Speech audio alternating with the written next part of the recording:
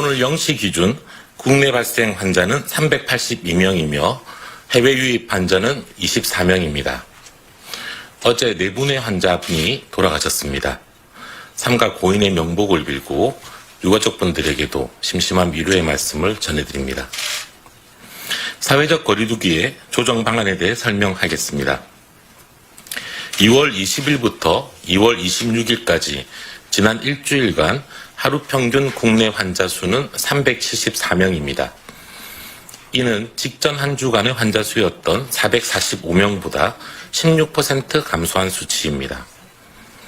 설 연휴와 거리두기 단계 조정에 따라 3차 유행이 다시 재확산될 가능성을 우려하였으나 재확산 추이가 나타나지는 않고 있으며 하루 환자 수는 300명대를 유지하고 있습니다. 지역적으로 비수도권은 하루 환자 수가 100명대 이내에서 유지되고 있습니다.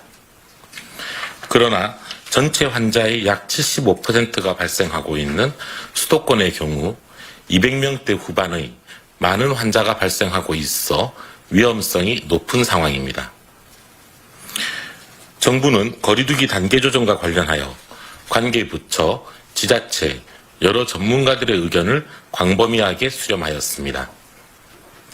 이러한 의견을 바탕으로 정부는 현재의 거리두기 단계와 주요 방역 조치를 2주간 더 유지하기로 결정하였습니다. 수도권은 2단계, 비수도권은 1.5단계로 지금의 단계와 주요 방역 조치를 유지합니다. 거리두기 단계와 방역 조치를 유지하는 이유는 다음과 같습니다. 우선 거리두기 단계 기준으로 하루 평균 환자 수가 전국 374명으로 2.5단계 기준보다 낮은 수준을 보이고 있습니다. 지역적으로는 수도권은 2단계, 비수도권은 1단계의 기준을 충족하고 있습니다.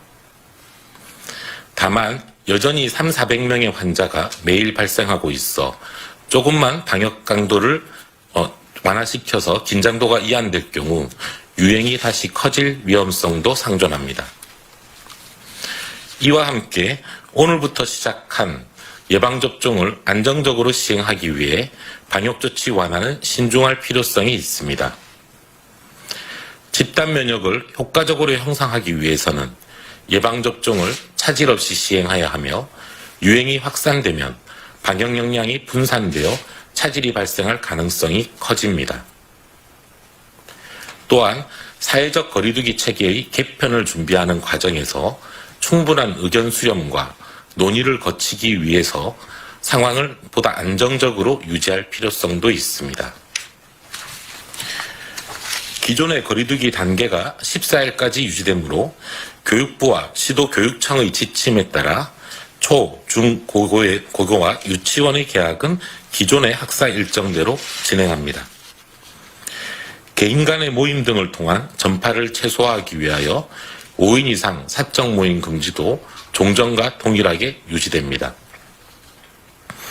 유흥업소도 전국적으로 22시까지만 영업을 허용하고 좌석 이동, 춤추기 금지, 전자출입명부 작성 등의 강화된 방역수칙을 준수하셔야 합니다. 이와 함께 감염 위험도가 높은 취약시설에 대해서는 방역관리를 강화하겠습니다. 집단 감염 위험이 큰 사업장 관리를 위해 외국인 근로자가 많은 산업단지와 거주지역에는 선제적으로 선별검사를 시행하는 등 관계부처가 합동으로 방역관리를 강화하겠습니다. 요양병원의 입소자와 종사자들은 주기적으로 코로나 검사를 시행하고 있으며 입소자와 종사자들에 대한 예방접종도 빠른 속도로 확대해 나갈 것입니다. 교회 등 종교시설, 사설의 국제학교 등 미인과 종교 교육시설에 대해서도 점검을 강화하겠습니다. 또한 방역수칙이 현장에서 제대로 작동되도록 법과 원칙에 따라 엄정히 대처하겠습니다. 대부분 국민께서는 방역수칙을 잘 지켜주고 계시며 이는 우리 사회를 코로나19로부터 보호하는 데 크게 기여하고 있습니다. 하지만 일부의 경우 방역수칙을 고의로 위반하여 사회 전체의 방역에 위해를 가하는 경우가 있습니다. 이러한 위반에 대해서는 우리 공동체를 안전하게 지키기 위해서라도 엄정한 대처가 필요한 상황입니다. 정부는 방역수칙을 위반하는 경우 무관용 원칙에 따라 법에서 정한 과태료, 벌금 등의 처분을 시행할 것입니다. 참고로 방역수칙을 위반하는 사업자는 최고 300만 원, 개인은 최고 10만 원의 과태료가 부과되며 집합금지를 위반하는 경우 최고 300만 원의 벌금이 부과될 수 있습니다. 사업장에서 핵심 방역수칙을 위반하는 경우는 과태료 처분과 별개로 지자체에서 2주간의 집합금지 명령도 내릴 예정입니다.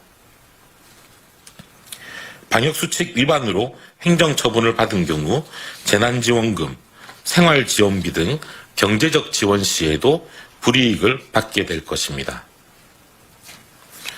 관련 법률을 위반하여 자가격리를 이탈하거나 고의로 역학조사를 방해하여 방역에 위해를 끼치는 경우 이로 인한 집단 감염으로 발생하는 모든 검사와 치료, 격리 비용 등에 대하여 구상권도 적극적으로 청구하겠습니다.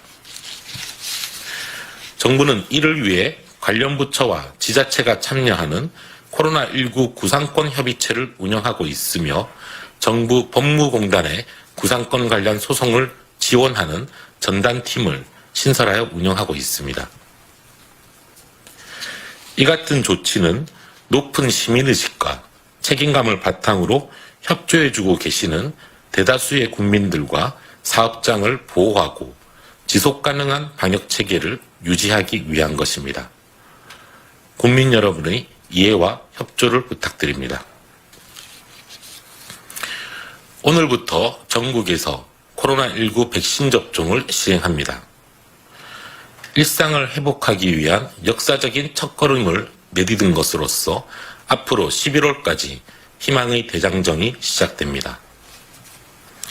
오늘부터 접종이 시작되는 아스트라제네카 백신과 내일부터 접종하는 화이자 백신은 외국에서 이미 수천만 명이 접종을 받은 바 있습니다.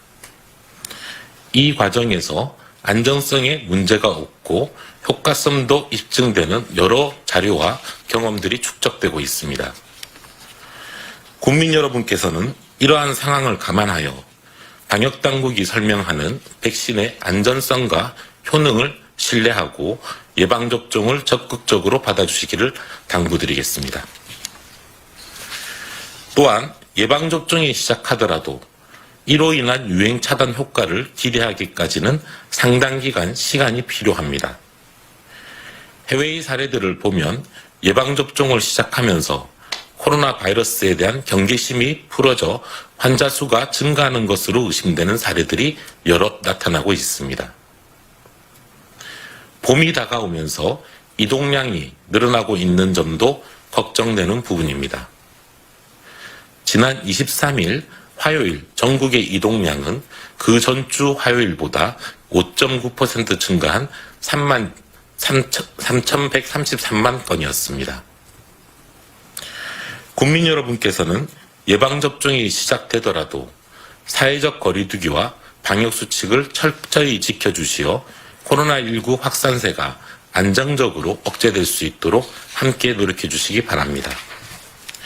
정부는 안전하고 효과적으로 집단 면역을 형성할 수 있도록 과학적 사실에 근거하여 예방접종에 최선을 다하겠습니다. 사회적 거리두기의 효과에 대해서는 의심의 여지가 없으나 장기화에 따른 부작용이 사회 곳곳에서 제기되고 있습니다. 정부는 그간 이루어진 여러 논의들을 반영하여 세 번째 사회적 거리두기 체계 개편을 준비하고 있습니다.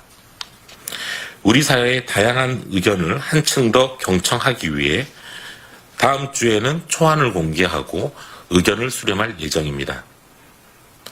방역당국은 이러한 사회적 논의를 통해 방역은 강화하면서 부작용은 최소화할 수 있는 지속가능한 방안을 국민 여러분과 함께 찾아보려고 합니다. 방역과 일상회복의 딜레마를 동시에 해소하는 방법을 찾을 때까지는 방역수칙을 철저히 준수해 주시기를 부탁드립니다.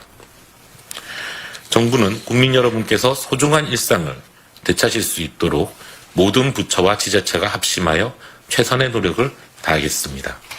감사합니다.